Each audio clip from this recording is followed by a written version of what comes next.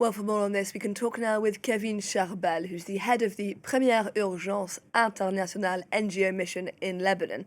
Thank you very much for speaking to us here on France 24 today. Now, we are seeing reports of thousands of people fleeing villages across southern Lebanon. Some of these communities only recently returned, of course, after the ceasefire of November 2024. Could you please give us a sense of the scale of this displacement? Yeah, hello, and thanks for having me on. Indeed, we're entering into a relatively catastrophic situation here over the past 3 or 4 days now. We have the Ministry of Health reporting that there are 77 civilians having been killed so far, with over 500 injured. We have reports of about 180,000 people who have been forcefully displaced from their homes, who are congregating in collective shelters and trying to find shelter wherever they can, as there are too many people so far to even fit in the collective shelters that have been opened for them by the Lebanese government. People are leaving with almost nothing to hand. They lack all basic supplies. The situation is extremely dangerous in terms of access for humanitarians as well. In previous conflicts, Israel has targeted humanitarians regularly, and so our access on the ground is very difficult, and we proceed with extreme caution at the moment. So you've mentioned that collective shelters are insufficient for the numbers of people who are fleeing. Where concretely are people fleeing to? Moving mostly from the south and the Bekaa area, which is in the east of the country, into areas that are considered safer inside the territory. So further up north in the middle of the territory as well, trying to find safe shelter anywhere that they can. So far, there's about 300 shelters that have been opened up by the state. But again, it's not enough. People are trying to find safe shelter wherever they can in areas of the country that are considered relatively safer right now as the conflict expands. And earlier you mentioned aid organisations on the ground.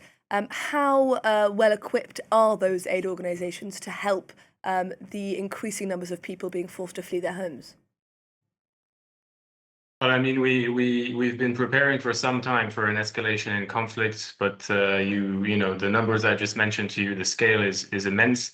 We're doing what we can on the ground, but obviously needs are going unmet. As I just mentioned, we're getting to the hundreds of thousands of people who are displaced, over 500 injured, and over 70 civilians killed. So we're doing what we can to support the health services in particular to avoid being overwhelmed. We're on the ground delivering core relief items to displaced civilians, which means, you know, things as basic as hygiene kits, blankets, mattresses, pillows, in order to tide them over in their displacement in the immediate aftermath of having left their homes with their families.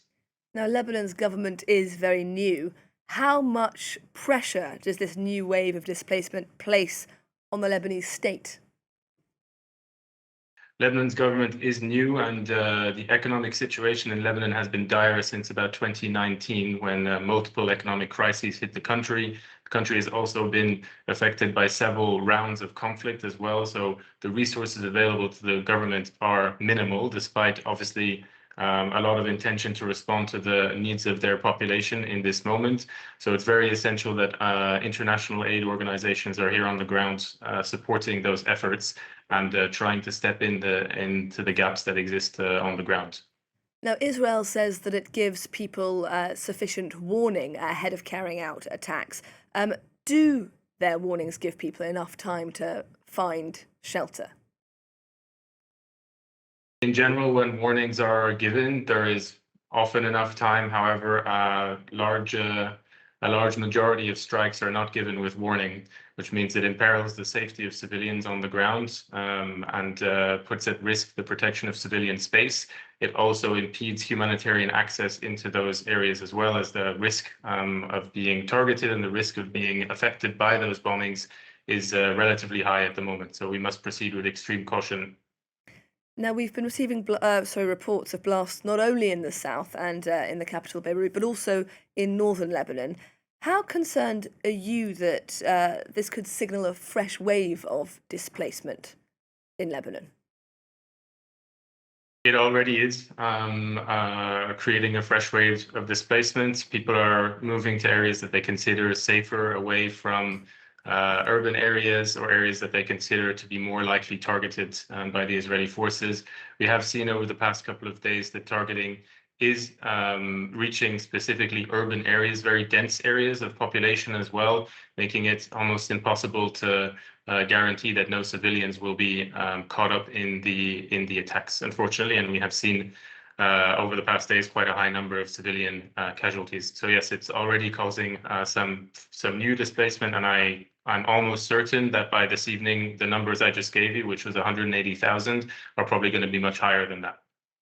Kevin Charbel, thank you very much for speaking to us here on France 24 today. Kevin Charbel, the head of the Première Urgence Internationale NGO mission in Lebanon, speaking to us there.